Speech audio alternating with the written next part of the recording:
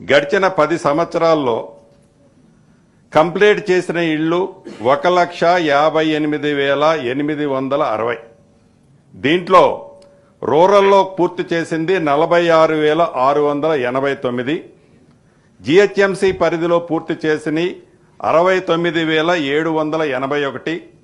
అదే రకంగా semi urban మిగతా ప్రాంతాల్లో పూర్తి చేసింది 42,390.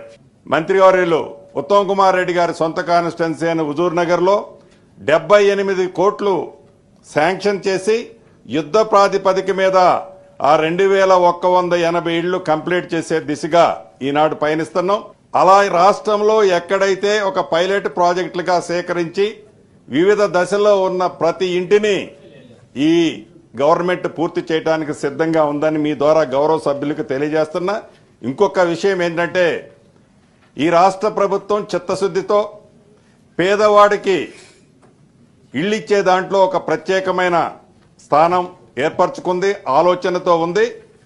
మళ్ళీ రీరిపీట్ ఎందుకు చేస్తుందంటే కులాలకి, ప్రాంతాలకి, పార్టీలకి అతీతంగా మా మనిషికే ఇల్లిస్తామనే సిస్టమ్ లేకుండా ప్రతి గ్రామంలో పేదవాళ్లలో బహు పేదవాళ్ల నుంచి ఈ రాష్ట్ర ప్రభుత్వం ఇందిరమ్మ ఇళ్లు ఇయ్యాలన్నదే ఈ ప్రభుత్వం యొక్క లక్ష్యమని మీ ద్వారా గౌరవ సభ్యులందరికీ తెలియజేస్తున్నాను.